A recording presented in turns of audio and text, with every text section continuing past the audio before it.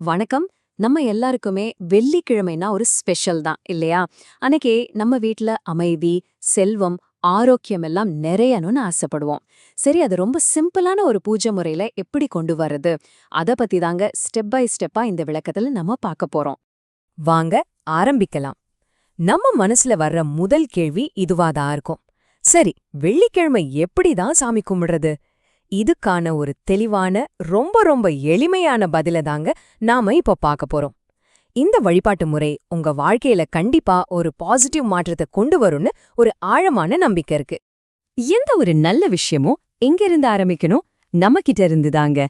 அதே மாதிரி தான் இந்த வெள்ளிக்கிழமை வழிபாடும் நம்மளோட காலை தயாரிப்பிலிருந்து தான் ஆரம்பிக்குது. இது பாருங்க, இந்த 3 விஷயம்தான் முதல் படி. வெள்ளிக்கிழமை அன்னிக்கு முடிஞ்ச அளவுக்கு காலையில சீக்கிரமா எழுந்துருங்க.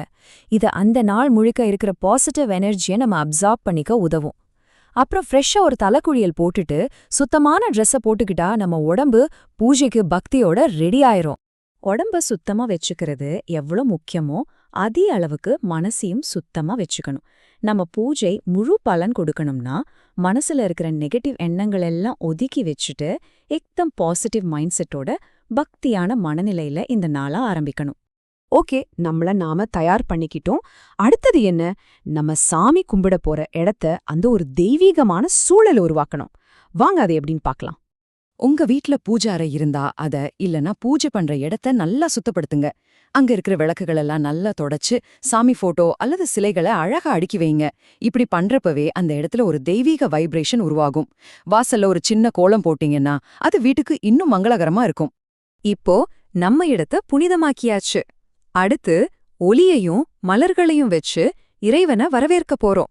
சொல்லப்போனா இந்த ஒரு தருணம்தான் வழிபாட்டோட ஆன்மாவே. இப்ப பாருங்க, இது ஒரு முக்கியமான விஷயம். விளக்குக்கு என்ன யூஸ் பண்றதுன்னு சாஸ்திரப்படி நல்லெண்ணெய் இல்லனா சுத்தமான நெய் ஊத்தி விளக்கேத்துறது ரொம்ப ரொம்ப மங்களகரமானது. இது கெட்ட சக்திகளை எல்லாம் விலக்கி பாசிட்டிவ் எனர்ஜி ஈர்க்கும்னு ஒரு நம்பிக்கை. முக்கியமா வெள்ளிக்கிழமைகள்ல மகாலட்சுமிக்கும் அம்மனுக்கும் 2 விளக்கேத்துறது ரொம்ப விசேஷம் சொல்வாங்க. இது ரெட்டிப்பு சந்தோஷத்தையும் செல்வத்தையும் நம்ம வீட்டுக்கு கொண்டு வரும்னு ஒரு ஐதீகம். விளக்கு ஏத்தும்போது உங்க மனசுக்குள்ள ஆழமா இத சொல்லிக்கோங்க. கடவுளே, என் வீட்ல எப்பவும் அமைதி, செல்வம், ஆரோக்கியம் நிறைஞ்சிருக்கணும் அப்படின்னு மனசார வேண்டிக்கோங்க. அடுத்தது பூக்களும் நெய்வேத்தியமும். சாமிக்கு பிடிச்ச மாதிரி ரோஜா, மல்லி மாதிரி நல்ல வாசனை உள்ள பூக்களை வைக்கலாம். படையலுக்கு வெல்லம், பழங்கள், பால் இல்லனா சக்கரை பொங்கல் மாதிரி ஏதாவது இனிப்பான பொருளை வைக்கிறது ரொம்ப நல்லது. ஏன்னா இனிப்புங்கிறது மங்களத்தோட அடையாளம். சரி, பூஜையோட அடுத்த கட்டத்துக்கு போலாம். இப்போ நாம வார்த்தைகளோட சக்திய பார்க்க போறோம். இது ரொம்ப சிம்பிளான ஆனா ரொம்ப பவர்ஃபுல்லான ஒரு மந்திரம். இந்த மந்திரத்தை நல்லா கவனிங்க. ஓம் ஸ்ரீம் மகாலட்சுமியை நமஹ. நான் மறுபடியும் சொல்றேன்.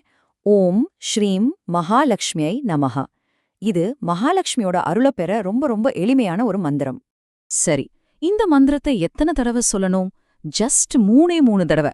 ஆனா சொல்லும்போது முழு மனசோட பக்தியோட சொல்லணும். நீங்க ஒவ்வொரு தடவையும் சொல்லும்போது அந்த மந்திரத்தோட வைப்ரேஷன்ஸ் உங்களை சுத்தி ஒரு பாதுகாப்பு கவசம் மாதிரி உருவாகுதுன்னு நினைச்சுக்கோங்க. பாருங்க, இந்த சின்ன ஒரு பயிற்சி எவ்ளோ பெரிய மாற்றத்தை கொண்டு வரும்னு. இந்த பவர்ஃபுல் மந்திரத்தை சொல்றதுனால செல்வம், அதிர்ஷ்டம், அப்புறம் குடும்பத்துல சந்தோஷம்ல பல நல்ல விஷயங்கள் நடக்கும்னு ஆழமா நம்பப்படுது. கடைசியா வழிபாட்டோட ரொம்ப ரொம்ப முக்கியமான ஒரு பர்சனலான பகுதிக்கு வந்துட்டோம். அதுதான் நம்மளோட பிரார்த்தனை நேரம். இது நிஜமாவே ஒரு மனசை தொடக்கூடிய ஒரு தருணம். இந்த நேரத்துல தான் நாம கடவுள்கிட்ட நேருக்கு நேரா பேசுறோம். நம்ம மனசுல இருக்கிற எல்லாத்தையும் கொட்டுறோம். மெதுவா உங்க கண்ணுகளை மூடிக்கோங்க. உங்க வாழ்க்கையில இருக்கிற பிரச்சனைகள், கவலைகள், சந்தோஷங்கள்னு எல்லாத்தையும் கடவுள்கிட்ட ஓப்பனா பேசுங்க. எப்படி ஒரு ஃப்ரெண்ட் கிட்ட பேசுவோமோ அந்த மாதிரி. உங்க வேலை, பிசினஸ், படிப்பு, குடும்ப வாழ்க்கை, அன்புன்னு உங்க வாழ்க்கையோட ஒவ்வொரு விஷயத்திலையும் உங்களுக்கு சரியான வழிகாட்டுதல் கிடைக்கணும்னு மனசார பிரார்த்தனை பண்ணுங்க. உண்மையா மனசார பண்ற பிரார்த்தனைங்கிறது வெறும் வார்த்தைகள் கிடையாது. அது ஒரு பக்தி செயல். அது கண்டிப்பா இந்த பிரபஞ்சத்தில் இருக்கிற பாசிட்டிவ் எனர்ஜிய நமக்காக ஈர்த்து கடவுளோட அருளை நமக்கு வாங்கித் தரும். இதுல எந்த சந்தேகமும் இல்ல. பாத்தீங்களா, இந்த சிம்பிளான ஸ்டெப்ஸை ஒவ்வொரு வெள்ளிக்கிழமையும் ஃபாலோ பண்ணும்போது அந்த நாள் உங்களுக்கு அமைதி, செல்வம், அப்புறம் ஒரு புதுவிதமான பாசிட்டிவ் எனர்ஜிக்கு ஒரு பெரிய ஆதாரமா மாறும். இந்த விளக்கத்தோட இறுதியில உங்ககிட்ட ஒரு கேள்வி. இன்னைக்கு இந்த நிமிஷத்துல உங்க மனசு என்ன ஆசீர்வாதத்தை, என்ன வரத்தை தேடுது, அத மனசுல நினைச்சுக்கிட்டு உங்க வழிபாட்ட ஆரம்பிங்க. உங்க வேண்டுதல்கள் எல்லாம் கண்டிப்பா நிறைவேறும்.